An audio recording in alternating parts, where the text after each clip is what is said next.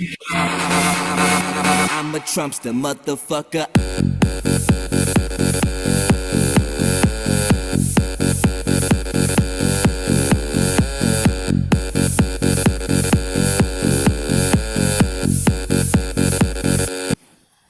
Yes, and welcome back once again to the unanimous authority, backed by popular demand for a fourth year. I'm joined by my co-host and the commissioner, Blairy. Welcome again. Fourth year, mate. We're back, Aaron. We're back. We're back. Fantasy's back. Very exciting. Fantasy's time. backed by popular demand. I'm unsure if this show is backed by popular demand, but Popular or unpopular demand, not sure, but we give the people what they want. And most people look forward to this episode almost the most, Blairy. no, they Almost do. the most. The first drop is always hot. First and foremost, I'm joining everyone from within inside the algorithm. Supercomputer's been hard at work over the off season, so lots of insight to share with everybody. But Blair, I'd just like you to give the audience a bit of an understanding of your current context, mate, because we've had a bit of a delayed start tonight. And why might that be? Well, I was logging on and I started smelling shit within the confined walls of the house. The dog was outside, so I thought, well, it's not The you. fantasy team, wasn't that? Yeah, it wasn't the fantasy team. It could have been your waiver move this week, but Oh, we'll get to that. the cat had produced copious amounts of diarrhea and trotted it through the house and onto the new couch. The Dal isn't home, so what's a man supposed to do in this situation? Starts just dabbing poo. Yeah, look. So the cat's still got the cat's hairy. It's got shit all over its ass, and I don't know how to get it off. The Dale's en route home, so that could be live. There could be a divorce live. Dags. There could be a divorce live. Cat Dags. Cat Dags live. No, I think she's gonna hang me up. I reckon, Sarah. Yes. You'll see me, boys. You'll see this in about 15 more minutes, and I'll just be pulled off screen. I'll run the show solo for a little while. Well, thank you, Blair. Thanks for giving us an update on that. We'll have live updates throughout the night on that unfolding situation. I have no doubt about that. So as I said, Blairy, this is the first episode. I know everyone likes the first episode. It's a hot drop. It's where we do our reviews of the teams coming out of the draft before we know anything of how they're going to perform in week one and beyond. But with that, I think we need to do a little bit of a recap, Blairy, of draft night in its entirety. I mean, hosted by the lovely commissioner once again. Thank you. Great effort, I thought. Great night. No, worked hard. I had Gibbo slaving in the kitchen, actually. Thanks to Gibbo. He had a bit of work done in the kitchen. So there's a bit of prep involved. The week leading up, there's a lot to do and a bit of food shopping, bit of food prep. Dale's still not happy with me with the amount of work she had to do. So that's what happens when you marry the commish. You know, that's part of the deal. Board is still on the wall too. I have not yet brought that down yet. So the blue tack might rip the paint off, which is not great. You can always repaint, but you can't recreate those memories. So no, you can't. That's priceless. So no, I thought it was I thought the night went pretty smoothly. Outside of like a few general managers in this league that constantly have to go home to their wives and kids at 9:30, so the draft takes too long for them, which I don't understand still.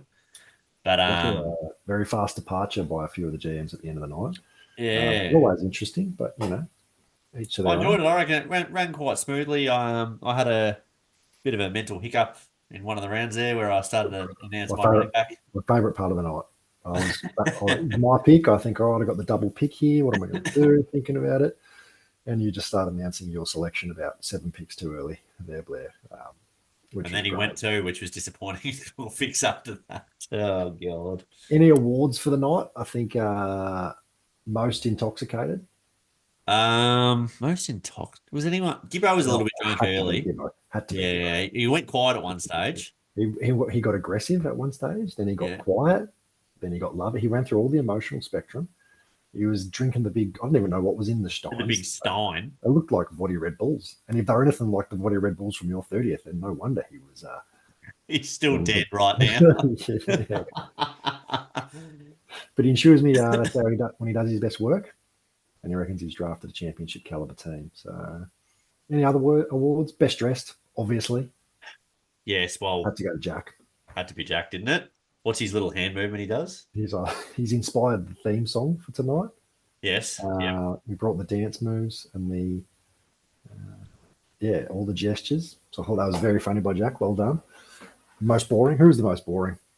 Most boring. I'd say Ty because he wanted to go early, but because he annoys everyone so much, he's not actually that boring. Yeah, bring something. Who do you reckon? Who didn't bring anything? Did someone not bring anything? I mean, I think the vanilla option is always to say Andy, but I'm gonna put someone else under the bus here. I think drinking a handful of light beers and driving. Tim Code. Timmy Code, very Yes, quiet. very Sat at his disappointing, computer the actually. whole night, just New Jersey on too. I thought he might be up and about. No, I think but as we've heard during the week, I think the Dale gave him the wink, wink, nod, nod about the jersey and to get home. You reckon he quick wanted to snap get home on because, time? Yeah, it is. Could be on up at Mount Evelyn. It's not a valid excuse. That's where the wind. That's where the wind came from during the week. Not a valid excuse. Anyway, thank you, Blairy. Always nice when you host and put some food on for the boys. Did you overcater? Was there many leftovers? Yeah, I went a bit too far. Definitely. There's a lot there. I had my couple of servings early and thought when I came back to finish up, there's still plenty there. I was cleaning up the next morning and I opened the oven up and there was a big rack of chips in there with meat on them that I forgot to take out. So there was another serve of mock fries with pulled pork and oh boy. And I didn't have any of that because I probably would have been sent to the hospital. Yep. Living that overnight. So always safe to just let that one go. Mm. All right, Blair. Well, it's time to give the people what they want.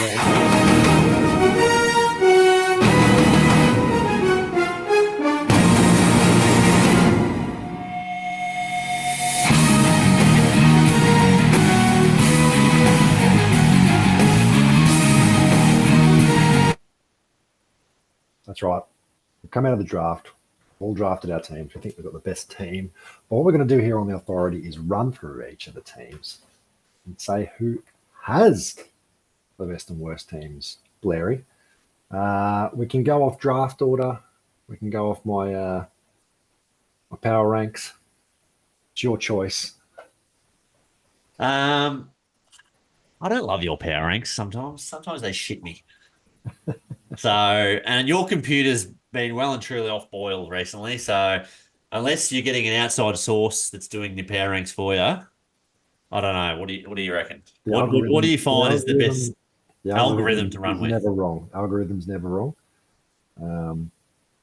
I tell you what, the algorithm is an interesting one, Blair. I will mention this. You did the draft. Sorry, not the draft. The schedule randomization on the night. Yes. In my power ranks coming out of the draft, I do have myself ranked as the third strongest team. Yep. But when I do some schedule analysis against how often I have to verse strong teams, if you just were to go head to head off the start of the season, it's going to be tough for me to make playoffs already. I talked this through with Cam the other day, and we were all having a bit of a sook about who we're versing twice, and I just think it doesn't matter because I think the strength of this league now and the competition is high throughout. And I just think no matter who you verse twice, it doesn't matter because theoretically, I reckon it's a very competitive league. Normally, I mean, it is a competitive league, but every year there's top teams and bottom teams, and if you have to verse one of the stronger teams twice, oh, no doubt. But we don't exactly know at this time of year who is going to be the best. That's the problem. Very true.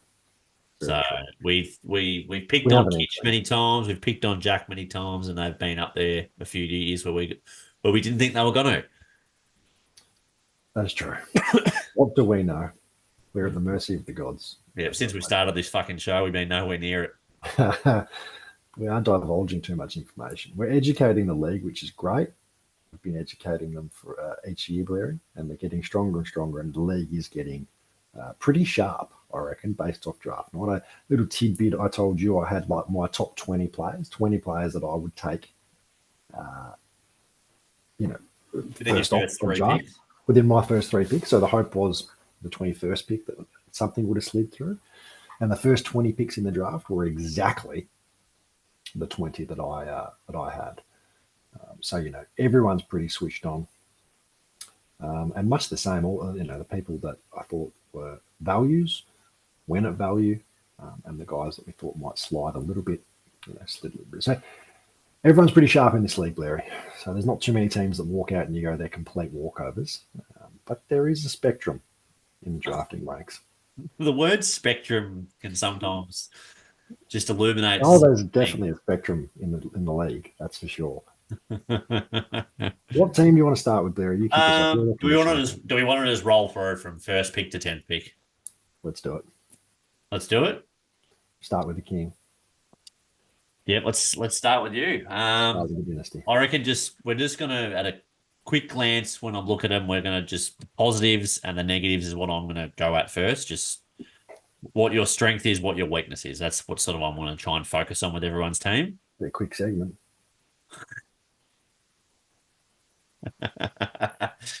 Yeah, your quarterbacks, mate, Pat Mahomes, Joe Burrow. What more can be said? And then you've got a array of strong wide receiver 2s with some wide receiver 1 upside. So I don't mind what you've done there.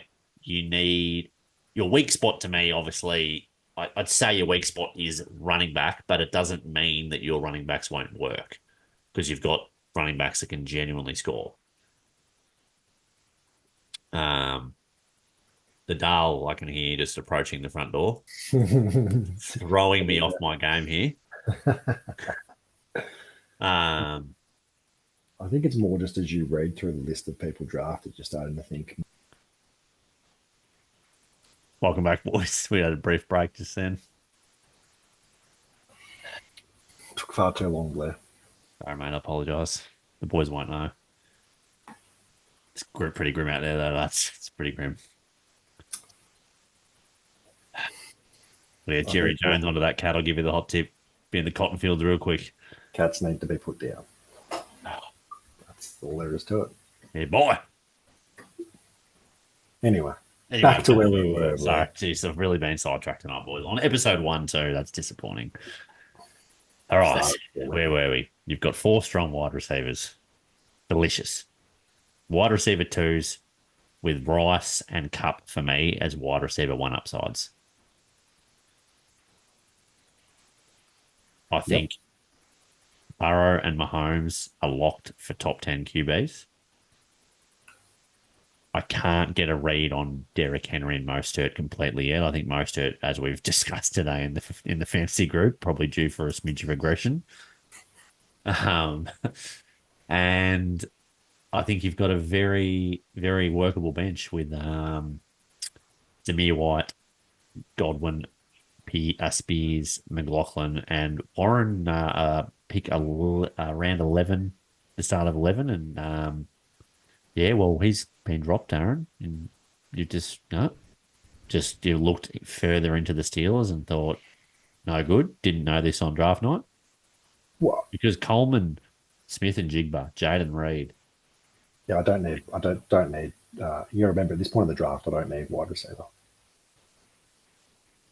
What about just Chase Brown? No, don't need. Gus Edwards? No. Blake Corum? That could have been one, potentially. But I've got other guys who I think you've made a mistake. That's all I'm going to say. I don't think I have. Unless Warren turns into a top 10 running back, it's not a mistake. So if you think he's going to do that, fair enough. We can have that dispute. Outside of that, which we discussed today anyway, I think you have a great team. I was a bit depressed on the night. Hang on, no, let's go back to the Warren, because it sounds like there's some controversy being stirred up about Warren dropping. This surprised me in the draft that not many teams grabbed a third quarterback. Mm-hmm. I wanted a third quarterback always in this draft. Because quarterback just has such positional scarcity in a 2-quarterback league. Anything can happen, injuries, performance not great, and also trade opportunity. But with the way this draft was going, I didn't need to pull the trigger immediately on that third quarterback because not many people were grabbing them. So it was always my plan to bring a third quarterback in before the season started. There's still some options on that waiver wire that I didn't mind. And I went through the list and thought, well, the position I'm going to drop is at one of those, what I'll call like an upside running back that I put on the bench. And out of the three, Jalen Warren, Tajay Spears, and Jaleel McLaughlin, he was after review, he was the one that was most on the chopping block, lowest upside. And I think lowest upside in that I think he's got the most dodgy floor. He could have big weeks. I think he's got a low floor, and I think that there could be some real problems in that Pittsburgh situation. So Yeah, I think that's why he's been dropped. It's had nothing draft capital after the draft outside of the top basically 6 picks. Draft capital is fugazi. It's not fucking real. So I've got no problem dropping someone in the 11th round. And you can go through and say, oh, there's other people that you could have grabbed. Could have. I'm not too stressed about I'm not actually holding my nose because your team's stinky either, and I'm holding my nose because there's fucking cat shit next to me. Just put the cat outside. Sarah's like a meter away from me in stitches right now. This is a travesty. This is a joke. Oh, but at least it's not your team. Like I could be pinching my nose to someone's team. Right? No, I was very happy with the way the draft went. It was nothing. It's the good thing about our league is it's nothing like that you see in your mock drafts. But I feel like I reacted the best way I see fit, and got a lot of guys who I thought were value picks as well. You sniped me on Bryce, definitely. You got me there, and you got me on Zamir White. Yeah. Yep. I think most of them White as were real value picks there. So if they can move into a startable running back role, either of them, I think that's good because Henry's going to be startable no matter what, unless injured. Were you happy when you looked at your team afterwards? Yeah, I was. There's always, you look at, as I said, that wide running back 2 spot, and you think, oh, I've got to find something there. Even my wide receivers, as they're all 2s, but what they are is all 2s that have been top 12 receivers before and playing in offenses that are going to be high powered. And so it's the best bet for one of them. Waddle and Smith have both been top 12 before with AJ Brown in their team and Tyreek Hill. Yeah. They're a wide receiver 2, but can still score at a pace that puts them in the wide receiver 1 discussion. So, they don't even have to have an injury to be a guy in that time, a 1A type operator. So happy with that. I think I got some upside on the bench. Burrow fell and gave me the opportunity to really lock away running quarterback 2, which I couldn't pass up at that point. I think Burrow has, he has top 3 potential upside, depending on how much they throw the ball and how healthy he can stay. So I'm happy to have both those guys in the team. And I think they're safe plays too, generally. Burrow has been injured at recent, but I think he's due for a good patch, good spell. Just before you move on, I thought that your first pick was the pick of the draft in terms of everyone was tilting after that. No one expected it. No. And I did have this conversation around my thinking in that space, but when you really delve into the projections, Mahomes doesn't have to do a hell of a lot other than come back to average to be right in the conversation for top 2 quarterback. I think he's got the offense now to do it as well. Yeah, if Jalen Hurts or Josh Allen go off in a rushing sense, then they're going to be hard to beat. But Hurts is competing now with Saquon, so there's less reliance on him having to do it. Is the tush push going to be used as frequently with some change on the offensive line? I think it's a question. And Josh Allen had a historic end to the season in terms of rushing efficiency and touchdowns. And I mean, I doubt they're going to want to have him do that at that rate this season. And also, there's been arguably some downgrades in that offense from a receiving perspective. Did it make you feel any better that Josh Allen slipped to 5 as well? I'm baffled that he fell all the way to 5.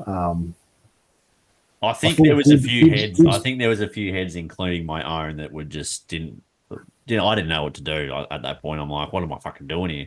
Gibbs is pretty pig-headed, and he loves the running back. So I was pretty sure he would let it slide.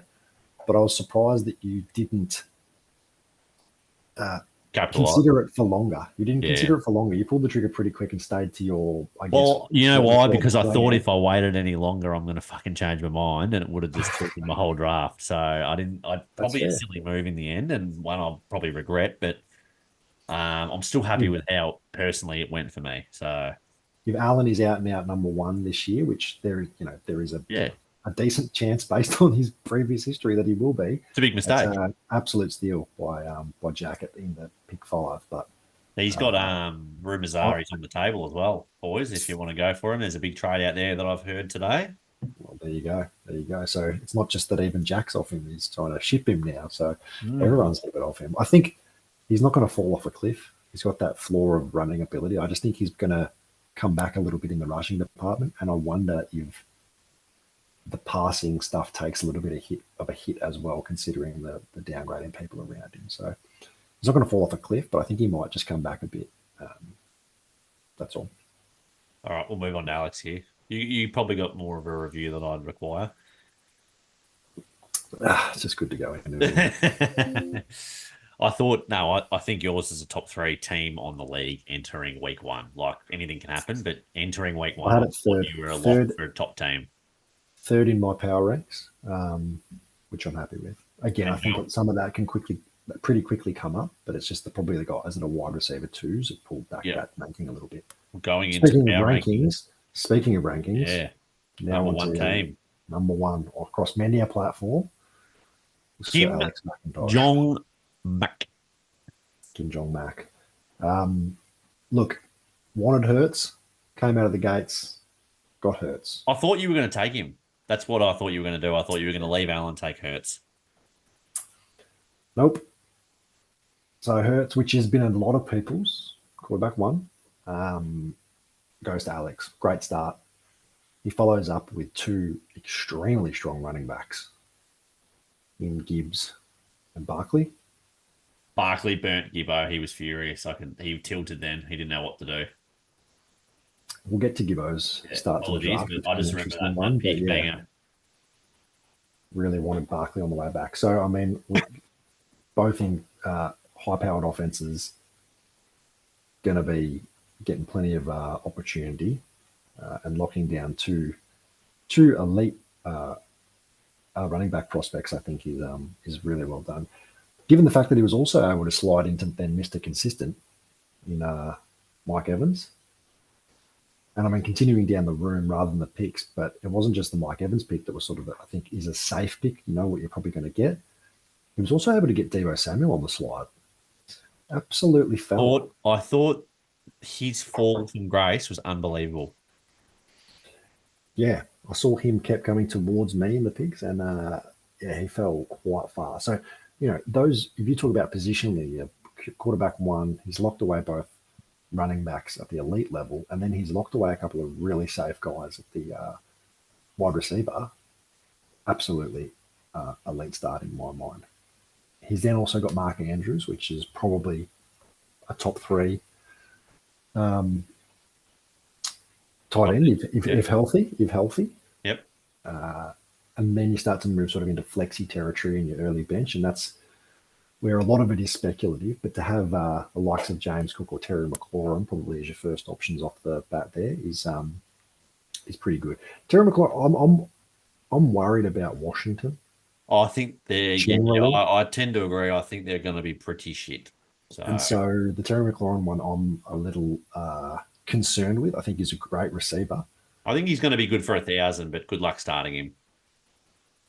I don't know how old he is though. I think he's sneaky older as well. 29.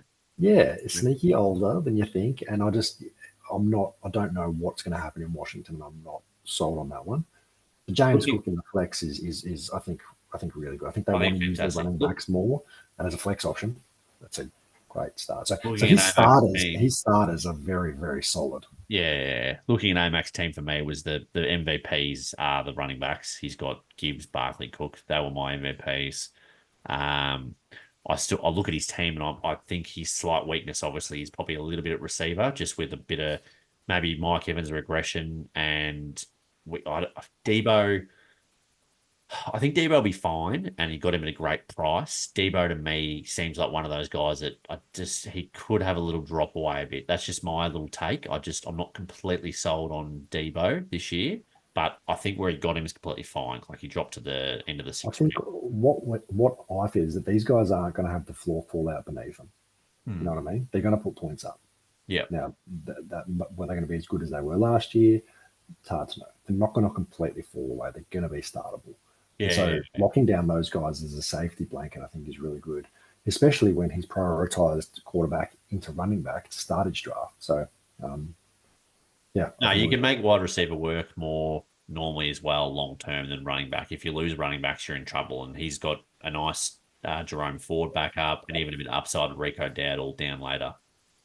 I think the issue probably is if one of those guys doesn't work out through, again, performance or injury, and he needs to start bringing guys in. Next guy came off the rank is McLaurin, who I'm a bit iffy on his situation. Coleman, who we don't know what's going on. You know my stance on separators. Separation. If you can't separate, you've got to play in the slot and try and find soft spots in zone and hopefully have some size about you. So Coleman would be the perfect player as a big slot player, but it looks like they're playing him as the X receiver a lot. So I'm concerned about what's going to happen there. The X outside with him, it's going to be very jump ballish. So it's going to be very George Pickens on the outside, chuck up a jump ball, I think. Which just that screams low target volume, which I don't. They do from everything because I've obviously got him in Dynasty and I've done a fair bit of research on him since camp's begun. They are trying their very, very hardest to make him their wide receiver one. Whether it works or not, I don't know, but they're trying very hard. I think they've got to look at the mold of an Amon-Ra St. Brown, who was a terrible separator coming out of college. He's Not much better anymore. now, but the way they brought him into the league was as a slot guy, a bigger sort of slot guy. So I think you can do the same with Coleman, and I reckon that's where he'll end up playing if they want him to get involved as much as possible. AMAC, And I then think, is a great D team. Hop, it's like, don't know, he's injured, Yeah. and then who knows what happens. So there's a little bit of a hole there if something doesn't work out with Evans and Samuel, but apart from that, very solid team. He's quarterback twos as well. He's got Stafford, who I think Stafford's value this year. the only knock on Stafford is fitness and Yeah. health, of which he's got Rogers as well. Who I don't think he's going to be serviceable. Rogers. Yep. Yep. I tend to agree. Now I like AMAC's team. I think you two very, very good starters, both in the top three for me. Interesting looking at the rankings. Both mine and Amax team were ranked 1 and 2 as far as bench. So Okay. liking some of the depth there. The algorithm. On to Gibbo. Well, Gibbo was an interesting one. We know he spruiked the Triple potential running back. to go triple running back straight out of the gates Yeah. pre-draft, but he didn't quite follow that. He came out of the gates with Christian McCaffrey. I don't think anyone can argue with him as the RB1. What I will argue with is the history of running backs. Now, running backs rarely if ever repeat as the number one running back. In fact, the hit rate on a running back in the top 5 repeating year after year is next to never. It does happen, though. The standout one for me is that guys coming off seasons with 370 plus touches following year from a fantasy perspective, they fall back at best case to like 20th. I don't see that. And That's generally, that's because of injury. That's why they Yeah. fall away, missed games. So last 2 seasons, McCaffrey's been healthy. He's had a lot of volume for 2 seasons. He's entering the season with not a big deal, but a calf niggle. That terrified me. And him as my first pick, I would be terrified. It's the most polarizing feeling because he could be the champion, the god of dinners of 100 fantasy points that we know. ahead. But at the same time, I'm just Oh, worried I- about the workload that he's had and what that means. If Gibbo had took example Tyreek at 3, I would have left CMC. Yeah, I would have it's left interesting to him. wonder how far he would have fallen. I don't know if he got past Jack because Jack had him last year and he does like him, but it would have been interesting on a redo. But no, I was avoiding him. I He, don't love to be hammies. I don't to love be hammies or calves for any kind of speed guy, running back, wide to receiver. be a top, certainly top one, but even a top three running back, he needs to defy history Hmm. this year. But he could do it. He's a gun. Hey, he could do it. So Gibb wrapped around. I think with Garrett now, he had the hero RB thing in mind. Um, on the night, I think that was the point when the Steins were kicking in, and I remember him in the kitchen looking at me going, "Oh, I just want to take Gibbs here, but maybe he gets back." And I said, "Gibbo, Gibbs not getting back." And he goes, "Oh, well, then there's Derrick Henry and Barkley. There's three of them. I'll get one of them." And I'm like, "What do you want to do?" And he's like, "I want to take Garrett to piss Az off." So I don't think it was straight to piss Az off because I think Garrett Wilson was a clear cut last of the wide receiver group there. But I think there was just a smidge percentage there where Gibb probably did want to take Garrett just to really just annoy you a little bit, and and he think did, that one and of he his did. guys was still going to come back. Yeah, so I'm glad that he took a little. He gave a little and then took a little because he You were didn't a get bit it. flat when you took him. Oh, I said I mentioned this to you. So when I was looking at to pick where you're going to take your selection, um, taking the pick one, obviously you've got a long wait to go pick 2021. But I remember at the time looking at the ranks, thinking, oh, I can get Garrett Wilson at the turn with that sort of pick, and I was like, I love that because I genuinely think he's a walk-in uh, top five Yeah, so receiver. you think he's locked, don't you? I think he's a lock top five, That's and huge. then See, that best case is I think he's close to top 10 lock. I'm not willing to go five. He needs the touchdowns, and I don't know if he's going to get them. top five. All right, So that's a big call. and could be number one. He's gonna just absolutely eat volume. Um, and we've seen what Aaron Rodgers, if he's a shadow of himself, he'll be able to provide that for Garrett. Yeah. He's a freak.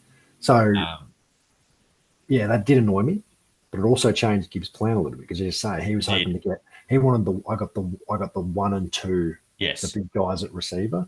Sorry, at running back, but he's probably taken a step down in terms of tier because he's got Eddie rather than. Well, and he didn't know what to do then because it rolled back around. I was next to him and he said he was furious when Barkley when he couldn't believe that the three had gone. He thought one was going to get to him. So I know that he definitely thought Eddie was a step back because I think he looked at it and went, well, I've took Garrett and now I don't want to take Marvin or Puka. So I think he's just gone, well, I want to kind of keep strong running backs and Etienne's the next guy for him. But he was definitely disappointed. But just looking at Gibbo's team as a whole, I think his running backs still work. I think McCaffrey and Etienne are still very, very good. I think his wide receivers with Wilson, Devontae, and Cooper, he's got it's a solid wide receiver, three wide receiver. I reckon that's pretty good. Well, I think it's. I think Adams is an interesting one. I think he's let Dan's quarterback though. That's where he's weak. Trevor, I don't mind, but Deshaun went very early, too early for my liking when he took Deshaun Watson. Old It was a fingers. reach. It was a big reach. I wonder if it was inspired a little bit by trying to get a stack with Cooper, or if there was a thought that he genuinely. I think he did say that. I think on the way back he said he wanted to stack with Cooper, and that's obviously just thought he'd take it there. That might have played into it a little bit, but yeah, I think potentially he's hurt himself a little bit at quarterback. I think T Law is good. I think he's going to be a good floor play if he remains healthy, as you can say with everyone. But Watson's the interesting one for me. I think that situation could just get shit really ugly. Like what we saw of him last year, even early on when he was healthy, he just looked like he didn't have it anymore. He's which is interesting. So Adams is an interesting one. The Devontae Adams pick is an interesting one in that. I think Devontae Adams fell in there. I think he probably should have gone a smidge higher, but I don't mind that as your wide receiver too. I think it's valid in that he's 32. Gardner Minshew's going to be throwing him the ball. If anything happens there, there's big whispers that if they're not performing early in season, he'll be asking to be traded. Yeah. So I don't know. There's just some risk there, or it could be the Devontae Adams you expect year over year, and he just performs. So a little bit of risk there, but I think he levels that out by having Wilson and Cooper, who are both, I think, going to be. Wilson, I think he's going to be top 5, but Cooper's certainly a valid contributor to year over year. I think he's undervalued every year, Murray Cooper. Yeah, I tend to agree. He sneaks up higher than you think, and everyone doesn't pay too much attention to him, but he's quite serviceable. You avoided Pitts, went to Gibbo. Yeah, I wasn't against taking Pitts. I just thought at that stage of the draft, I don't need to. There's other positions I can pick that I value more than like Jalen Warren. Well, Jalen Warren went after Pitts. I just wanted to say it. I don't hate Gibbo's bench. I don't love it. I think Deontay Johnson's actually going to go a bit underrated this year. He's probably going to be a target monster in Carolina. I think Deontay Johnson and JSN are great picks. And I was going to say JSN for the year 2 in the new system. I think that could work as well. Chuba Hubbard, he gets probably a little kick on opening the year without Jonathan Brooks. Dobbins, you're playing that who's the starter for who gets the work for the Chargers. We probably really don't know. Is it Cammy Vidal? Is it Dobbins? Is it Gus the Bus? It's a mixed bag. We don't know the full answer to that. I think it's definitely Gus. I think Gus. I'm assuming they'll work Dobbins in and maybe Vidal a little bit, but Dobbins will be based on health and performance, and Vidal. I mean, there was questions about whether he would even make the roster. Yeah. So I think he's got some work to do. And Algiers, I just think you probably move that off your roster. It's not really doing much. I think Algier will be more involved than we think. He could be, but what's he going to do? Get touchdowns. Yeah, but how many? So you got to start him on the week he gets his 5 touchdowns for the season. Well, I don't know. I'm just saying any guy who can potentially get touchdowns at a pinch, you could put him in a flex spot if you think they're going to playing a good. What do you think? So as a whole, what's the power rankings give Gibb? Gibbs' team I rank down at 8. 8, so you've got him quite on the lower end. I look at Gibbs' team. That is largely driven by some question marks at quarterback. So I'm higher on T-Law, but like consensus expert rankings. Yeah, I like T-Law. Had him a bit lower than you'd expect. Yeah. And Watson, as we said, I think was a little bit of a reach. I think there's some question marks on the bench as far as depth for some of those guys, especially because he's targeted a lot of offenses that I still have questions about there. But at the same time, if he's got McCaffrey being a top 5 running back, Garrett Wilson being a top 5 receiver, the other guys he's going to be all right. So it's he's probably let down a little bit just at the quarterback, and that's had a pretty big impact on his power ranking score because we do play in a 2 QB league. On to myself. Well, not much to say. Much like the cat, you shit the bed. Fucking did shit the bed. I don't know what we're going to do about that one. No, you had an interesting start to the draft. Obviously, Allen being there, as we've mentioned, but you decided to go with what you had Sprout as your plan all along. You had him last year. You like him? Did. Yep, I do like him. Don't go wrong. He's been playing power offense. He's the best receiver in the game currently. You win weeks with those fantasy guys, so that's why I liked him. I just go, you win weeks, and Josh Allen makes sense, but I just think he comes back a little bit, and I don't think the difference between Tyreek Hill having a breakout week and I don't know, Puka Nakua, it's worlds apart. This is one I think I posed to you, but I don't remember your answer right. Is how so you've gone Tyreek Hill into Kyler Murray. Both guys I like, not wrong with that. But it could have looked something like Josh Allen into Garrett Wilson. Josh Allen arguably into AJ Brown. I would have missed AJ Brown, I reckon. Well, you've only missed it by a spot. So Jack goes the double. 2 spots because Cody took him.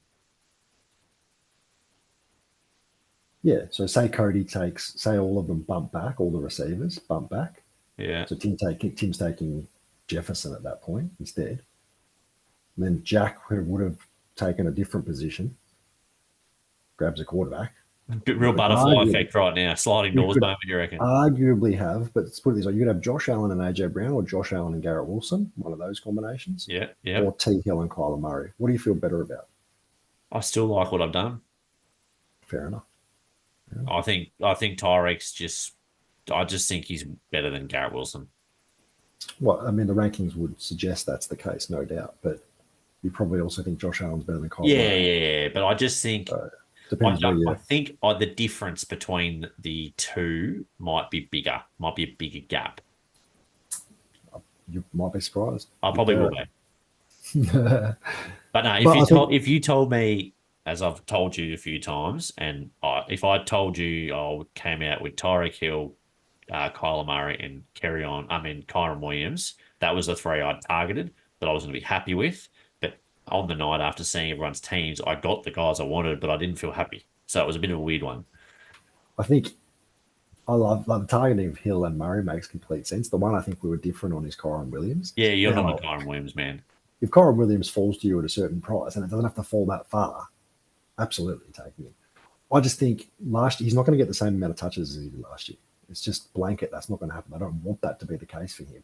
I know they say, oh yeah, they use one back and give him more touches. They don't want to do that with Kyron. And so I don't see how he could repeat what he did last year.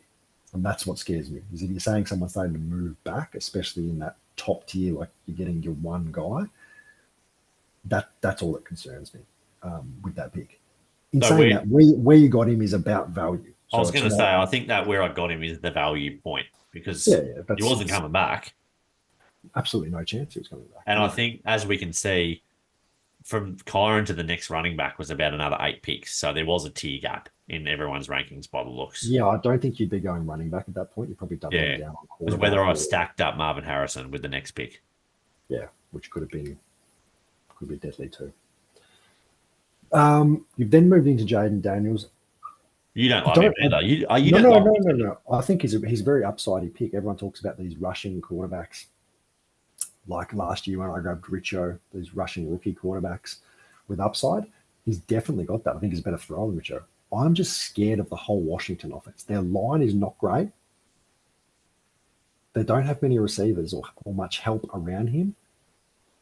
I'm just a little bit concerned what's going to happen in that offense. I could be wrong, but if he's spending a lot of time running for his life, he still hasn't learned how to get out of harm's way. You could see that in the preseason, once when he stayed inbounds when he should have just stepped out of bounds, and he looked straight to Cliff Kingsbury and knew that he'd fucked up.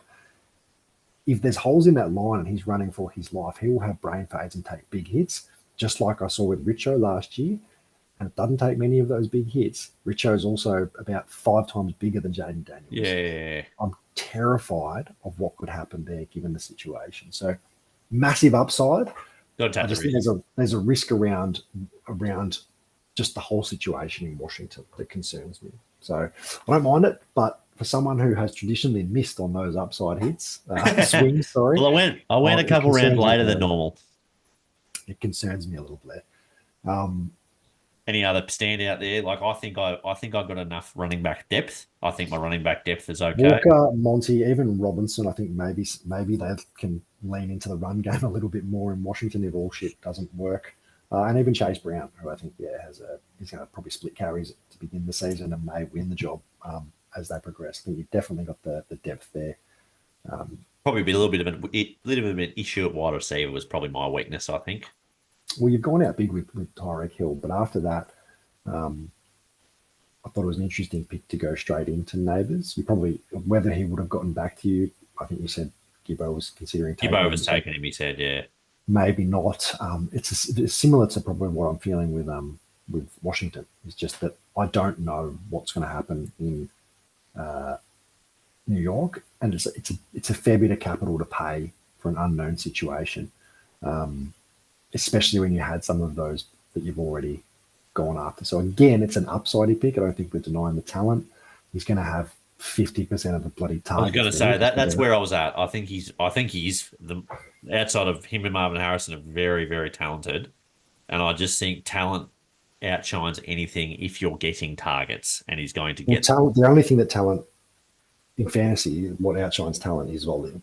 And he's going to get the volume. He's going to get the volume. It's the quality of the volume and what he can do with that. It's up for question. So I don't hate the pick, but again, it's another upsidey one. I love Neighbours. Don't get me wrong. Trey McBride, I think, is a good pick, a little stack too. Yeah, people that was playing that was well. the target there. I actually went out of my way to stack that. Otherwise, I was never He going to could really have him. very arguably be the second target in terms Yes. of volume No, I think you will be. in Arizona. So it's always nice when your tight end can be a top two target earner Yeah. in I think any my team's offense. mid pack early on. I've got some work to do, but I think there's a few risks there, but I'm a waiting game because there's a couple of risks. I really want to see what happens after week one. Oh no,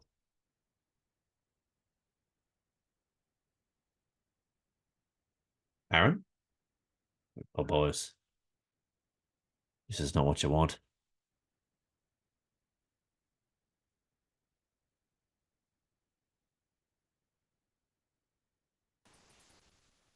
Welcome back, boys. We've had some technical difficulties. Aaron out in Rrcap. The wind must have picked up again, and the internet's dropped out. The wind wreaks havoc out this way, mate. But yeah, we're back. I don't know where I was. I was talking about your team. I We think just yeah. brings me straight back to my fourth. You, the last, and maybe I don't. It's hard to remember every team you've drafted, but certainly in recent history, it's feel like you've drafted upsidey teams, and there've been upsidey teams where guys have missed, and then you're spending a lot of time scrambling. Like, okay, who off my bench comes in? Waivers, you got to play them. Now, if they hit, I think you're laughing, probably, you know, on your way to playoffs. But the question marks for me are, do they hit? What do we see from Kyron, Daniels as a rookie, and Neighbours as a rookie? Those three are the big question marks for me personally. I think the others are all going to be safe bets. We know what we're going to get. So that'll be interesting to see because if they don't work out, do you have the guys on your bench to slot in, or do you have to go to waivers or trades to try and fill those holes? That's probably where your team's at for me. Yep.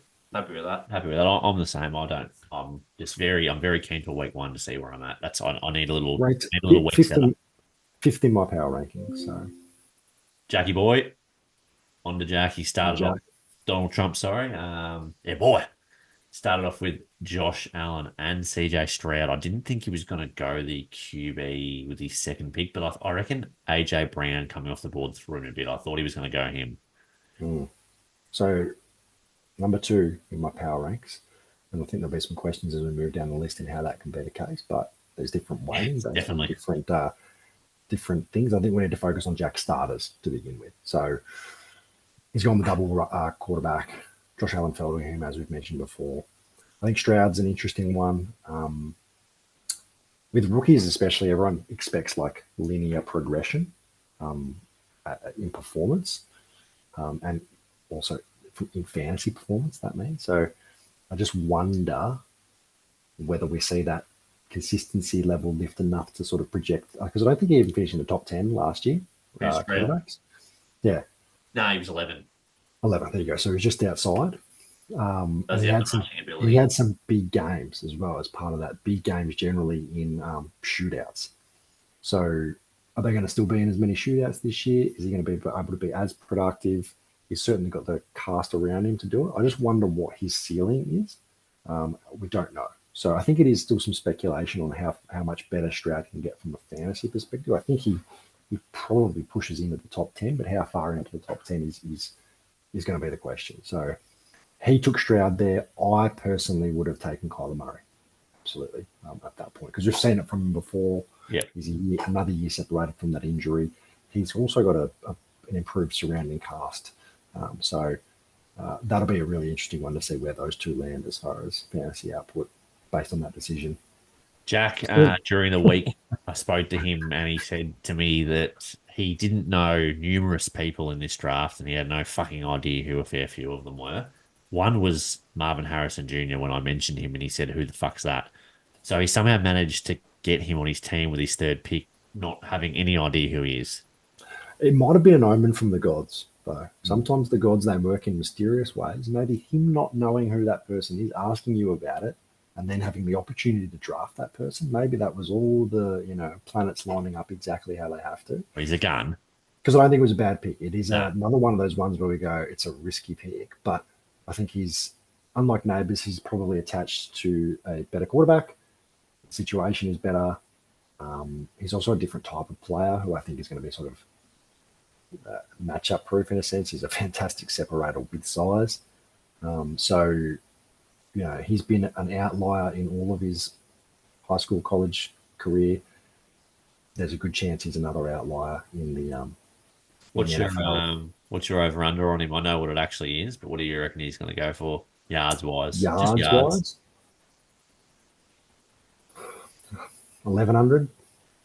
He's over unders, I think, just under 1,100. Yeah, feels I about reckon he's right. got. I reckon he's got 1250 in him.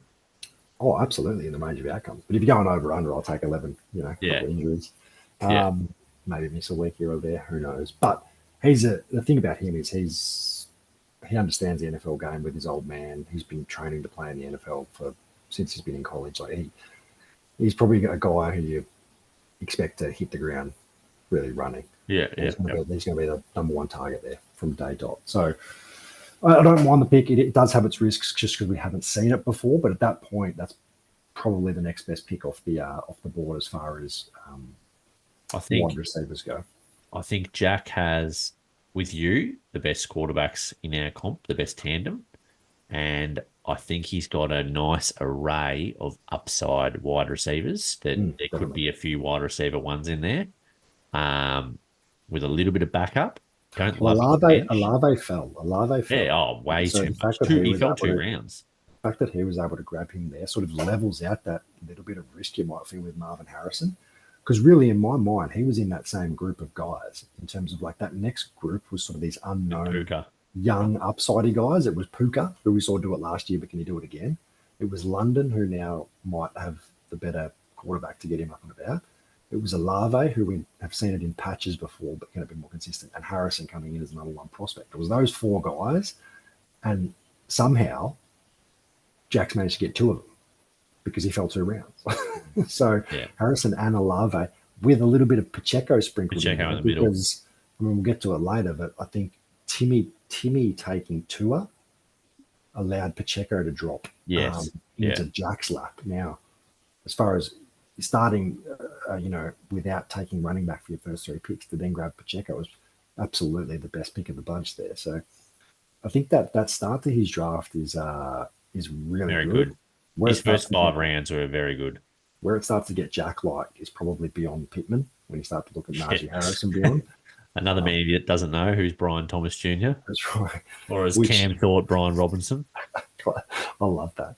But it's the gods, again, they work in mysterious ways. I wonder if Brian Thomas he was accidentally picked up by Jack. But I wonder if he turns it on because he's another one who's looked really good through the preseason. Najee Harris, he had to grab someone at that point. I mean, look at the guys afterwards. Do you feel better taking Najee Harris or Montgomery Williams or Mostert? I probably would have taken Mostert maybe before Najee. Yeah. But I don't. That's Jack's issue. I'll have you know that if Najee came to me, I still would take Mostert and White. Yeah, there you go. Personally. Good quarterbacks, solid wide receivers with some wide receiver one upside. A good running back one, but he by far is the weakest in our league at running back. Running back 2 is very scary, and he doesn't have a bench running back. Yep. So I've been Jack is number 2 in my power ranks again in a league where strange how that one. Quarterbacks are weighted a little higher because of positional scarcity and the fact we need to start 2 of them. Yeah. Benches are weighted the lowest because you don't even know whether you're necessarily going to rely on them. So they're included, but not. What he has is probably a weak bench, especially when it comes to the running back positions. But if Pacheco is what we think he can be and Harris is startable, or even he picked up Warren off the waiver wire, actually spent some money and picked up Warren. Yeah, first time he spent money in about if either of those work out, from a starter's perspective, he'll be very, very strong. Very, very strong. It's if he does lose a running back, he's in some trouble. Correct, which we know. So there's a lot of risk there. But as far as his starting, I think he's good. And by the sounds of it, it sounds like he might already be trying to work some moves to maybe level out or balance out his team. So watch this space, I say. I don't mind his team. I think, running back's an issue. I don't love that, but everywhere else he's very strong. Absolutely. And running backs always appear off the waiver wire. That's what I thought was interesting from Jack, is that he spent $11 on Warren. If I'm him, I probably hold off to see Saving the full whack to see who hits. see who he is, because early, those first 3 weeks, someone's going to get injured and someone's going to fire, and he's going to be the waiver wire hit. Would it be better off to have all the capital available that you need to win out in that one? Because if there's another Devon Achane that appears in the league, I don't know how or who that's going to be. But I don't know if there is one. I think we saw those guys coming. They got drafted last year. Potentially, yeah. So I don't know, but if someone does become available like that, you probably want your full whack available, especially early season, to be able to pull the trigger on that. I'd watch out for me, especially. I'm very much known for dropping Chase Brown after 2 weeks, and he turns into Achane after week 3. Definitely, look out, boys. Definitely a watch out. Yeah, for these drops. But no, well done to Jack for not knowing much. I think he's come away with a pretty strong team, Jimmy Code, or at least feigning to not know much. I wonder if it's a little bit of a trump, Yeah, there's a bit of underlying, there's a chance we could take him to court over this, I reckon. On to Cody. Jimmy Code, he's just gone the exact opposite of Jack, and he's gone double wide receiver, which is in a 2-quarterback league fairly risky to start off. Yeah, it is. It is. I But don't. he's I got don't 2 very good ones. It's safe in that. Sorry, it's risky in that wide receiver is probably the most abundant position available, versus you have that positional scarcity baked into quarterback and running back in the league. So it is a risk, but he started off pulling the trigger on CeeDee Lamb and AJ Brown, and I don't think you can walk away from that feeling unhappy. Especially someone like an AJ Brown probably slid a little bit, given in my workings I didn't have Jonathan Taylor or Richardson.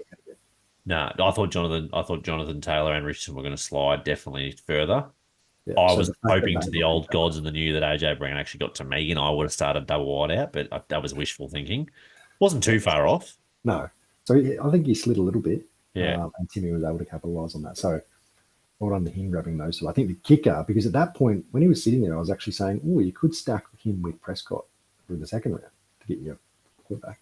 He held off, got AJ Brown, and then was still able to grab Prescott on the way back to get the CeeDee Lamb. Prescott still got him, which arguably could be one of the best stacks in the league. I think it was underutilized on the night in terms of we didn't talk about it. I don't think anyone really realized that he stacked them up. No one realized it at the time. Yeah, we didn't talk through it. So and the other one, Cody said to me today, and I know you've told me that he actually picked up Tua with his 4th pick to then stack him with Waddle. But you can't he went out of his way to pick Tua. If you pick a player, if you pick a player, you have to be happy with them in isolation. The first player. He was more interested in the second player. And hope that you can get the stack. So I did that with Mahomes, right? I said, look, if Travis Kelce slips to me at a certain point, I'll pull the trigger on that. And same with Rice. I was like, I think if I want the stack on Rice, I have to pull the trigger on him in whatever round I got. But I didn't take Patrick Mahomes, needing the stack to feel happy about taking Patrick Mahomes. Yeah. I feel like Tim, when he missed out on Waddle, didn't feel as happy about the Tua decision. And I think he regretted it instantly. In retrospect, you look at that and his team. Okay, beyond that, he's got some iffy running backs, but he could have grabbed Pacheco, who went the pick after at that pick. And then you say, okay, he started CeeDee Lamb, AJ Brown, Dak Prescott as the stack, and Pacheco, a running back in one of the top offenses in the league. Now, Tim, a week before we kicked off, I remember him calling me, telling me he was after a Pacheco type in the second round. I said, just calm down. You don't need Pacheco in the second, but have a go at Pacheco a bit later. And it's obviously slipped to the 4th, and he still dn't take him. Yeah. So this was the interesting one. Timmy Code normally the beat of his own drum, does his own thing. And that's where Pacheco in the second wouldn't surprise us. I think he actually started with his first 3 picks really quite measured. Good. He then took Tua, which I thought, that was interesting. It's a bit of a reach. He missed out on a stack that he was aiming for in the next one. The draft after that gets very Cody-like for me. He grabs a lot of his guys. So he had Rashad White last year. I think there's still speculation out on him as a good running back or not. Is he going to have the volume this year? We don't know. Same with Aaron Jones. Another one that on the draft night, there was a few raised eyebrows when he got picked when he did. I think James Connor's a safe one, but as we know, there is the risk of injury with James Conner. He has handcuffed Benson though to him, so that's not a bad move. Ingram, I think, is a great pickup. And then he doubles down into, so he's obviously got two really good wide receivers, but his depth at wide receiver then starts to get into real speculative territory. With Christian Watson, he took as the first receiver from the Green Bay Packers off the board. I think there's a real argument that Jaden Reed was a safer pick as the first guy off the board. He fell quite far to me. I thought Jaden was pretty good value there. Very good value. Now, we know what Watson does when he's on and when he's up, and he's getting used as an explosive play guy downfield. But are they going to be able to drum that up often enough? And is he going to be healthy enough to get through that? We'll see. Moss, I think he's already in a battle for the position with Chase Brown. Hollywood Brown is a good pick. He's definitely going to be used in a high-scoring offense, but how much of that is he going to get? And then after that, Gus Edwards. I think he got re-dropped downs already. So for me, the draft sort of fell away a little bit after that fourth round. I think he started off great too, and then you're right. I think he turned. He just couldn't keep the old Tim away. He just crept. Yeah, I felt like he started to go after some of his guys, especially the Rashad White and Aaron Jones. White he had last year, loved him, raved about him. But I think the underlying metrics suggest he might not be a great running back. He does have the volume. Will that persist? We don't know. And then Aaron Jones is in Minnesota. So, I don't hate either of those picks. I think it's just his guys and probably guys who I would have had ahead of him in those areas. But nonetheless, Tim has come out in my ranks as last. Yeah, well, good luck. Good luck, Tim. We don't know much yet. We could all be wrong. So CeeDee Lamb, AJ Brown, and Dak Prescott could literally win him the league. Yes. Anyway. So if those guys on fire and we think we're going to absolutely, he'll be able to fill the holes everywhere else. Yes, he's got guys there that can start as running backs. You just don't know what their ceiling is really. And to Andy, 4 to go, Aaron. 10 o'clock too. Oh boy, there's been a lot going on tonight, but the first episode is always the big one. We know that. Andy Schmandy, Jonathan Taylor. He's gone the double running backs, and I thought Jonathan Taylor was a reach there. I thought Jonathan Taylor was a slight reach, but if you're going to go double running back, I had him as the next guy off the ball. So I know we might have differed on this, but I had him ahead of Gibbs. Yeah, I'd Gibbs ahead of Taylor. Yeah, and people will differ on that, but I think that Jonathan Taylor is in a really good situation. We know what rushing quarterbacks do for rushing production for the RBs behind them. Now they can steal some touchdowns, but as far as opening up the running game efficiency, Andy in front of him is going to help. Andy did tilt immensely when Amon-Ra went to Kitch, so that might have caused. He wanted Amon-Ra, did he? Yeah, he blew up when Kitch took it. He didn't know what to do. He was looking through his sheets trying to find something to tell him what to do. I think he was a panic buy. Panic buy, maybe. Yeah. I mean, he's got the jersey sales have been quite low on Jonathan Taylor, so I don't know what happened there. I think he's got the strongest running backs in the league. Yes, definitely. Or in terms of stuff, like I still think AMAC as a group has got probably stronger running backs with Gibbs, Barkley, and Cook. But the kicker, but he's your two. RB1, RB2. Yeah. I think Breece Hall, I almost had as my one. I think he's going to be very good. And I think Taylor's in a great situation, as I said, so I had him 4th or 5th or whatever that is. So really, really strong running backs to start. I love Andy's running backs. I like Love. I think Love's going to be super picked this year. Herbert, for me, was risky. I don't know where that's going to fall, and I think that he probably went a smidge high. I probably would have rather seen if Goff fell to me in the next round or something like that. Yeah, I agree. I think Herbert was a bit of a... But Herbert's good. We're just the question mark. Yeah, the offense. There. If it is, he still could be really good. So we might be eating our words there, but did feel like a little bit of a reach where potentially there are still some other options that'll be sort of like for like later on in the draft. So where Andy went a little bit sideways for me. I don't love his wide receivers. That doesn't sit great with me. Look, London could work. I'm kind of fine with London. Look, I think I would have rather just taken like a Larve, maybe even I probably would have rather Devontae Adams. But I think at that point, if you want to go like you'd want a guy. I think he's going to be pretty safe, and I think he's got better Yeah. upside than those guys. He's probably not the issue one. I think it's the next two. I think it's The Diggs next and two, Flowers. yeah, Diggs, I thought was just an interesting pick on draft night when he went that early. Could be wrong, but Diggs wasn't that great at the end of last year, and then No. he's He gone went to a very close to situation. Nico as well, like five picks later, Nico to Diggs. He's gone into a situation where there's more mouths to feed. He's another year older. I don't know. I just didn't love that pick.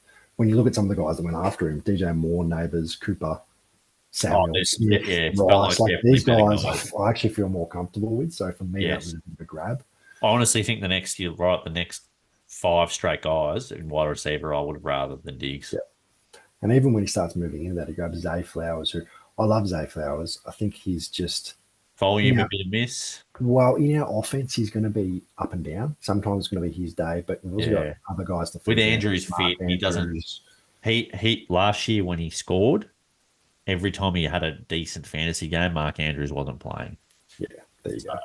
I- So Mark Andrews back. Isaiah likely progressing again. All reports out of camp is that Bateman looks better. So we've I heard just that think there's, before. we have heard that before. But what I'm saying is he's just not the clear cut one there. Yeah. And then he will have big weeks, I have no doubt. It might just be hard to know when to start him. I hope he's a wide receiver one, but Yeah. we'll see. I would have felt more comfortable taking T. Higgins, which was Yes. the next Yes. pick. No, I agree with that. So that's Or interesting. he could have gone DJ Moore and then taken Tank Dell the following round instead of Diggs because Tank went 2 picks after. Yeah, and again, I probably feel a little bit better taking Tank Dell, just that I think they're going to be a higher passing volume offense probably.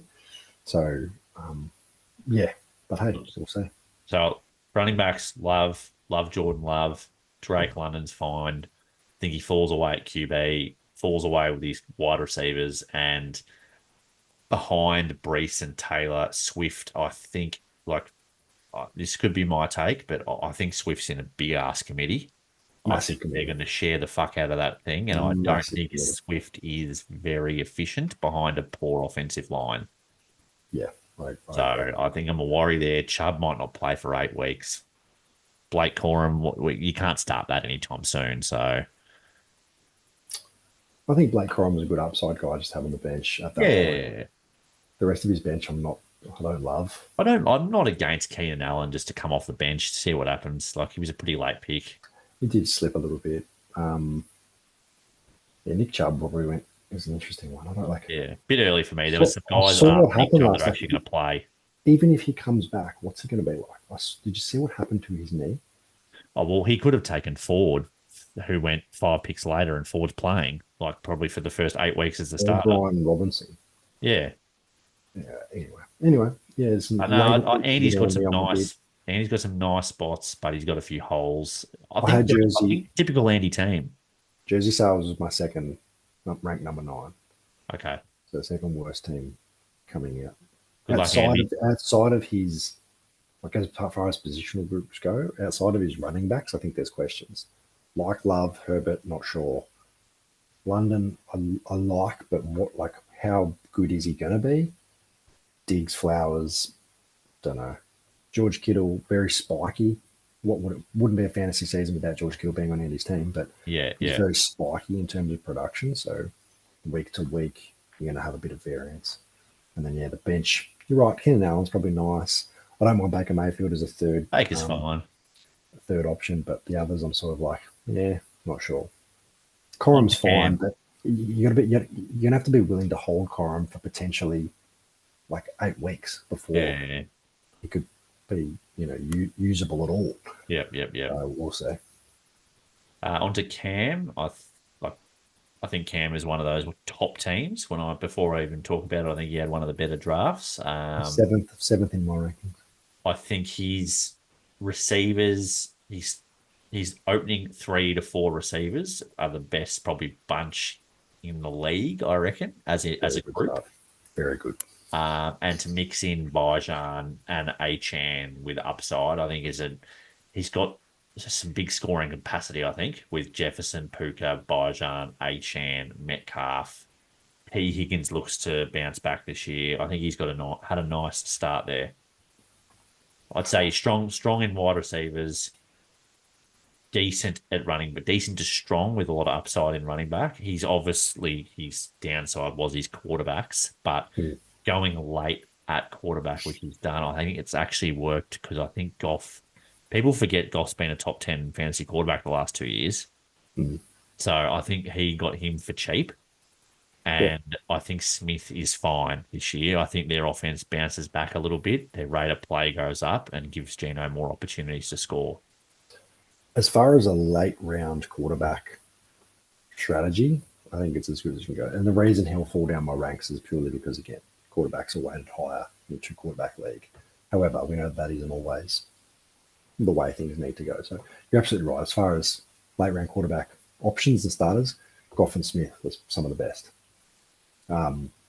The only other position that is really questionable is and it's the RB2, which is very much upside play.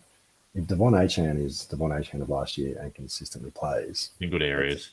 very good areas, Yeah. but there is risk there.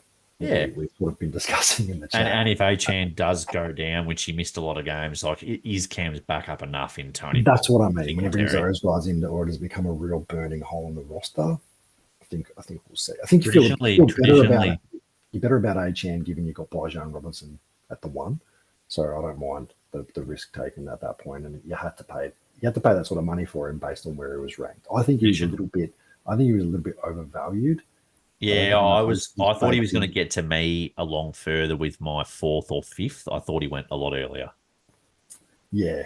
A lot of the mockies I'd done, he even got to me on the turn, and I still felt iffy about taking him there, just based on I don't know if that risk had been fully baked in yet. But again, if he's anything like last year and plays a fair bit, it's great. I think personally, I think if he's anything like last year and he plays a lot, I think we're in trouble. Oh, absolutely, massively. This team, again, he's got just safety across. His wide receivers are very, very good. Yeah. Yeah. It's probably just then is there going to be weeks where he can be blown out at quarterback? Possibly, yeah. Possibly. Is there weeks where Goff gets a 12 and Smith gets a 13 and he's versing a guy that get 2 quarterbacks, maybe get 25? Goff statistically, I think, has been a top 10 QB every time he plays in a dome, and we only play 3 games not in a dome this year. Yeah. We'll see. So I thought Goff was a really good pick anyway at that spot. But that's where the question mark's going to be. Do they have what's their floor level of scoring going to be? I find it funny with some of the bench guys too. Cam's never mentioned Jameson Williams in his life to me, and he's calling me all week asking about my opinion from camp and what's going on with Jameson Williams because now he's got him. Yeah. Jameson Williams came out literally today. I don't know if you saw saying. Yeah, he's going to lead the league in touchdowns and receiving yards. And yards. So if that's true, then that's the pick of the draft right there. He's got Zeke on his bench. I don't think we're going to see much there. Don't know. What about the bench? I don't know about his bench. That's probably one area as well that I look at and say. Well, Higgins on your bench with Jameson Williams. He's got Pollard. Yeah, look, he's got 2 possible playing running backs and he's got 2 playing wide receivers. So might be enough. Yeah.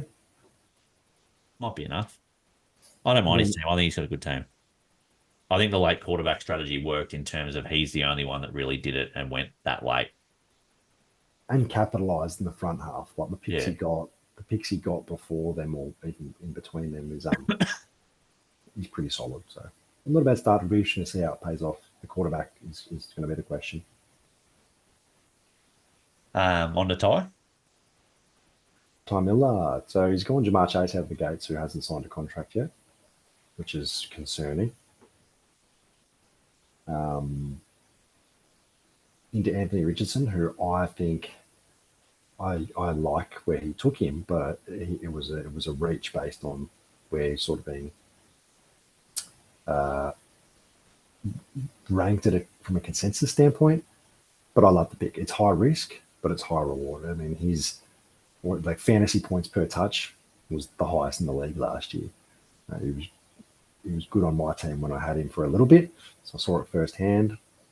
I don't see a reason for that to drop away outside of injury. with Steichen calling plays there, the guys they put around him.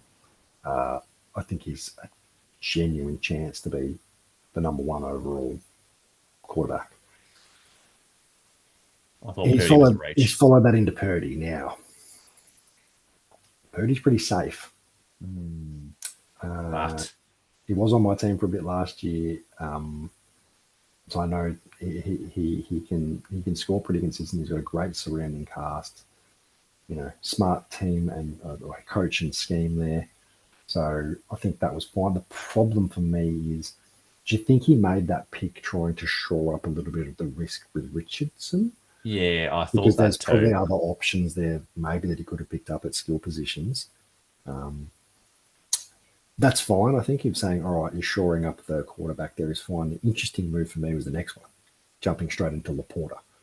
So I think he bid after Kelsey. I don't know, but was that a little bit of a tight end run there or a mini tight end run? But grabbing Laporta there, I think, was an interesting one. You're a Detroit man. I don't know. What do you think? Is he going to be a difference maker in fantasy? He might be this is the thing for me. He might be tight end one, but will that be a difference making tight end one? No, I think Kelsey's now back with the pack, and I think Laporta, he's got to repeat 11 touchdowns. So that's the feed there too. Like it's not, other guys are going to get tutties. I think he had 900 yards and 11 touchdowns from memory. I just think the touchdowns is hard to repeat. Yeah. So does he go that high? I don't think so. I think he had a weird 2 picks there. I think he started off pretty good in terms of if Chase plays and Richardson's got the number one upside, but I think he fell away the next 2. The next 2 were interesting. I thought, yeah, I agree. But he has got a bit of a stack there, Purdy and Ayuk, which could do some good things because Ayuk does have big pop-off games. He does have pop-off games, but I've had Ayuk. The problem with Ayuk is just target volume and consistency. For someone like we spoke about Deebo Samuel for, they always find ways to get Deebo Samuel the ball, whether it's out of the backfield, little screen plays, or the traditional downfield routes. Ayuk, who's one of the best separators in the league, they just don't always make it part of their. They don't use him enough. It's not like let's get the ball to Ayuk. I've seen it time and time again where either he starts hot and then all of a sudden they just stop throwing the ball to him, or they don't use him at all. They're playing shit, and then in the last quarter decide to hyper target him, and he gets them back in the game. So I mean, if you say they're going to consistently target Ayuk for 4 quarters game every game, he is a top 5 receiver. Yeah, I think if he played, can you imagine if he was Mahomes' number 1 receiver? Oh my God! Oh, game over. But so that's the only concern is, does that persist in this offense where it's going to be, you're right, some weeks you're going to have these big spike things, but other weeks you're going to be like, why won't you throw the ball his way? But again, with the stack, that wins your weeks. So those weeks Ayuk scores over 20. I like the pick. I'm just saying that's the concern with I think looking at Ty's team, I think he's got a bit high on Purdy, a bit high on Laporta, but he's got a onesie. You've kind of hoped Laporta's a onesie at the tight end position. Well, it has to be. For where you picked him there, it has to be number 1. Otherwise, And I think his 3 wide receivers actually aren't bad, having Chase, Ayuk, and Tank Dell. I think he's going to have weeks where he gets pretty big scores. Definitely. A solid wide receiver group. Probably another team that was a bit scary at running back. Very scary at running back, I think. I think the starters are fine. I think they said this on the night. Yeah. Kamara and Stevenson are sort of fine, but sold his house. Might be going elsewhere. Kamara relies on getting 72 receptions because his volume on the ground is horrific. Not his volume, sorry. His efficiency on the ground now is absolutely horrendous. Yep. But so he needs the catches, but Derek Carr's going to give him those, so he's still going to be probably pretty good. Yeah, in terms of fantasy, not real life. Their offense is so sputtery. That's the only thing that concerns me about both those guys. Mate, Dennis Allen, is disgusting. So I think those offenses could just be hot piles of cat shit. And that's Ramondre. Trouble. What if they're getting flogged? Like he can't move. Yeah, that's what I mean. Yeah, so I think they're both good players. I just think that the situations could turn ugly quick. So there is. I think they've got the talent and potential there. It's just what does the situation unfold for both of those. And if they do and they're not playable, ties in some real strife because the guys coming off the bench, Brooks isn't going to be available for 4 weeks. And even if he does, why would they rush him back in? They'll phase him in. Chuba Hubbard's there. They've got others there. They'll phase him in. Charbonnet's the solid 2 behind Kenneth Walker. So, he's not going to get the volume you probably need to be a starter unless something happens to Walker. So, yeah, real concerns at the running back for Ty. But everywhere else, I reckon he's pretty well covered. I think his I draft think he's got some depth. dictated. Those 2 picks, Purdy and Laporta, in those spots, I think we can question. I think it's valid to question those, especially considering he could have grabbed guys like Josh Jacobs, Achane, Pacheco, Cook, Walker. Yeah. They are all available on the table.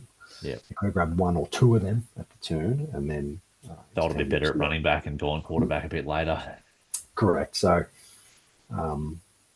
he had Richardson. Like, how would you feel if he grabbed Kirk Cousins later on and had Richardson? And how do you feel Purdy versus Kirk Cousins? I probably would have gone probably more the Goff route instead of Cousins, because coming off the Achilles, that's still a bit scary. I'm just looking at the draft capital. Even a Williams, you think about it, he could have left that quarterback Caleb, for his 2. Because his 2 could have been 5 to 7 rounds later, and you probably still feel okay about that.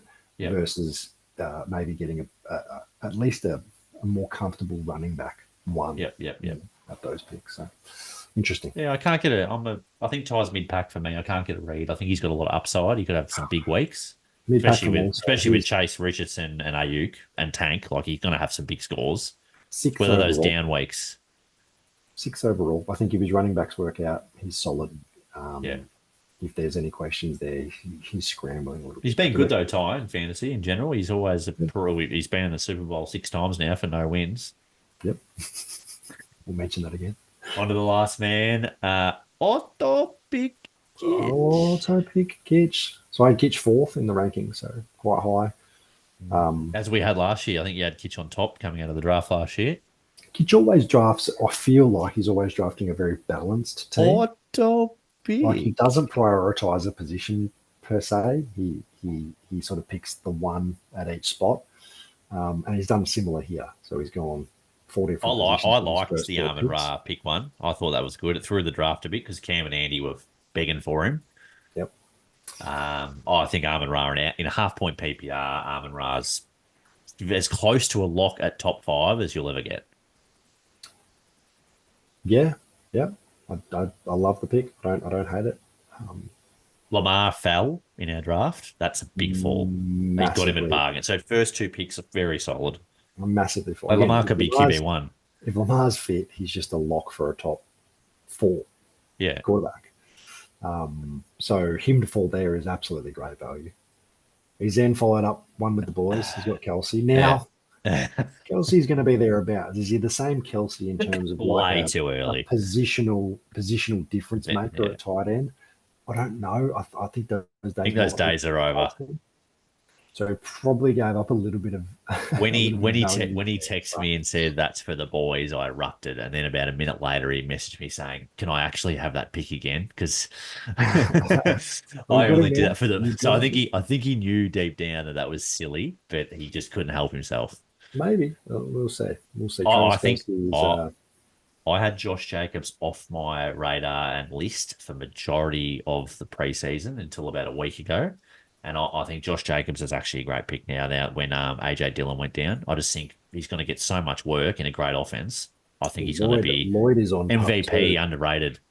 Lloyd is on pup 2, so he's definitely going to get the volume there. Yeah, I think it's a decent pick. I think it's a really decent pick. So I think Kitch, 4 different positions. Kitch has a... Here's the thing for me, like, if we talk about positional, I think there's a chance Amon-Ra's number 1 wide receiver. That's in his outcome. There's a chance that Lamar Jackson could be number 1. It's in his range of outcomes. Kelsey? There's a chance Kelsey could be number 1. It's in his range of outcomes. Is there a chance Josh Jacobs could be number 1 overall? He's done it before. And the biggest indicator of future fantasy performance is past fantasy performance. So you look at those first 4 picks and really go, well, he could have 1s at all those positions potentially. That's unbelievable. I like Kitch's team. I think he's got Amon-Ra, Nico, George Pickens. I think that's perfect 3 that you want to start in our kind of league. You've got a nice safe floor, a little bit of upside. I know you don't like Pickens, Nico, I'm concerned with just as far as I don't know what's going to happen with the I spread. agree. I there. agree. I So think he was pretty I good don't. value there, though. I think it's good value, but I'm just saying in general that's my concern. Yeah. Pickens I love, can't separate. He's Got going to get slightly better volume. as an Going to get the NFL. volume. He's going to get the volume, but I just hate the off. Like I think there's real problems with the Pittsburgh offense potentially with Arthur Smith running it, Yeah, the yeah, guys yep, they yep. have, the line, the quarterbacks. So even that, what that volume's going to look like, I'm concerned. He'll have his big plays, no doubt, but are you ever going to feel confident slotting him in? I dare say the third for me and this team would actually Lad is actually McConkey. no, it's going to be Roma Dunze. Rome, yeah. I think Rome comes on pretty Before quick. before all the others, I reckon Roma Yeah. Dunze will be starting. And he's got a on stack. this team. Caleb to Rome. Yep, exactly. I thought Caleb was a great pick. You've got Lamar as Yeah. your safe floor. I think Caleb Williams can really surprise. I think He's he good at can come safety. out and just be straight out of last year, quarterback 11, and that's all you need. Genuinely think that could be the case. He's put the safety blanket of Kirk Cousins behind that as well, who, again, depending on how the Achilles is. But Kirk's his guy too. He's a bit of Travis Kelsey about Kirk. He's had him for 3 straight years, I think. Good juju. But I think he struggles though, mixing Mixon okay RB2 volume wise, but he's behind Mixon. He's in trouble. He's got Eckler and Jalen Wright as backup. Yeah, I think that's a worry. He's very, very thin there. The Eckler pick was interesting. Just noticing his team too now. Caleb Williams, rookie. Adunze, rookie. Lad McConkey, rookie. Bowers, rookie. Jalen Wright, rookie. He's got 5 rookies on his team. Must be a dynasty. It's something we don't know about. Maybe he looks into it. Maybe he's a big college football guy. Yeah. Yeah. So again, the thing about rookies is I think like Caleb Williams and Adunze, I think are probably like they're as safe as you can take, but they're still question marks because you haven't seen it at the league level. Yeah. I think that they'll be fine. But I think Lad's going to be fine too. I think Lad's going to get targets. But we haven't seen it. Yeah. Bowers, we think he's going to be good, but we haven't seen it. Jalen Wright, he's third in the depth chart. Now, mind you, those guys in front of him are injury prone, but we haven't seen it. So it's just one of those ones where you go, the thing with Jalen Wright is I think he's kind of unrostable at the moment, but in 3 weeks' time, Jalen Wright's worth $100 if Achane or Mostert go down.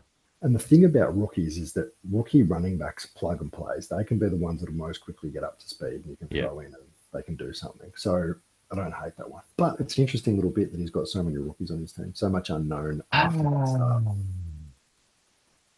Well, boys, that's not going to work because I don't have the sound on.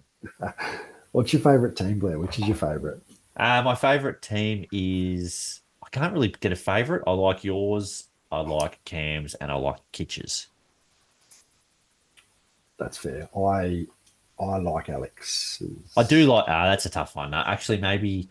No. Alex's wide receiver scare me. So that's the only thing. Nothing really scares me in Kitch's starting lineup, where I think Alex's wide receivers scare me. Okay, fair. No, I like it. I think and yourself. I think you've drafted very well, which is disappointing for the league. There's some questions to be answered there, but I'm hoping that after week 1, those questions are all good. Well, do we just want to have just the tiniest little work through of week 1, just a quick tip? Quick work through. Let's go matchups. Quick work through who's going to win. Because it's been a long episode, but we've gone through everyone's team. Let's just have the real quick look. Let's not even look at the players because we know who they are now. We do. We know the teams. Myself versus Jersey Sales, Wet Dreams, Hot Hand, Shivers, Creases, Alice. I'll let you go first. Yeah. Quick. This is quick. This is me just thinking back to the teams. I think that some of your guys might have a slower start. You've got those upside unknown rookies. I think Jersey Sales running backs might just blow you out of the water week 1. Yep. Pop off and blow you out of the water week 1. Fair call. So I think, although Brees is up against the 49ers, I like what's going on in New York. So, yeah, that's going to be my bet. I think Jersey Sales pips you early because I think some of your guys have big questions or they'll be a slow start. Like Tyreek Hill, will he go off week 1? Is it going to be the traditional tour going off in week 1? Scored 40 last week. I don't know. He's coming off a sore thumb. Just before I forget to, my MVP, Blairy Commissioner, I haven't got a sound effect, but we'll work on that next week. Blairy's MVP for the week 1. I'm going to pick a player every week to be an MVP. It's Tua Tagovailoa. And what does that mean? Like, So let's see. my pop-off He's player going of to the be the week, number one. He's going to be the number one scoring quarterback. one or two. Like, I think he's going to pop off. Yeah, Okay. I think he's in for 30, something like that. Okay. So that's what I'm going to run with an MVP pick a week, and he's my week 1 MVP. Big watch out. I like it. I'm going to tip myself. Fuck it. I'm tipping. It's Cool. week 1. Of course Yeah. I will. Cool, sure. Jack again. Blair's father, is that Jack? No, that's Ty. It's Ty. Apologies. Ty against Kitch. Who's your father? Well, I think we just spoke about like that. I think that Kitch. I think I'm going Kitch's team based on sort of balance and breadth, and the running backs are real questionable. Cam versus baaaack, a tough one here too. Oof. I'm going baaaack. Yeah, I'm going to go baaaack as well. My favorite team coming out of the draft, and I'm going to take that line. I'm going to go baaaack as well. I like that one. Yourself versus Gibbo. I like this little feud. Has the text started yet, or any text? No. Bit quiet. Bit quiet. Okay. Just staying off. Yeah, I'm going to tip yourself week 1. I think the quarterbacks get it done for me. No, I think you're winning week 1. Defenses take a while to gel, so we always McCaffrey, not much of a training camp either. Yeah. Jack versus Cody for the last game of the week. I'm going to go with the projections are really low on Cody because for some reason CD's score isn't being calculated into that. Yeah. So that score is not that low. I'm going to take Jack. I'll still go with Jack again. I think Jack. He's probably got the edge at quarterback, and unless CD Lamb and AJ Brown really go off. Although hang on, he's got your MVP. He's got your MVP tour there. Oh, he does too. So can you really tip against him? No, Tim it is. I'm going with Tim. Going with Tim? All right, flip him. Yep, I'm going with Tim. Timmy, well, he's got the MVP, so he has to win. He has to win. Don't have to win with the MVP, but he has to win. There you go. All right. Well, Blairy. It's been a big week. Big episode. Lots has happened tonight. Who everywhere. We've had cat shit. It's all happening. I can produce this now and get this off to the boys for tomorrow morning. Yeah, they can listen to it on the way to work or whatever they want to do. But always a good wrap up. It's the best time of the year because you look at your team. We're all 0-0, mate. Everyone feels happy coming out of the draft. Feels like they've just done the best job ever drafting, and we don't know how true that is until week 1. So everyone's happy at the moment. We'll soon see whether our predictions are correct. Give us your line so I can hit this music. I don't want this to obviously happen with anyone. This is all for everyone this week apart from Adam. But as we always say, Blairy, may the fantasy gods be with you.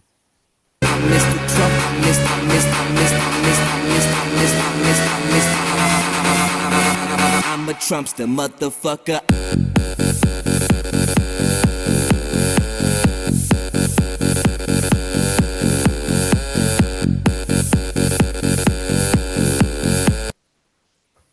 That recording stuff.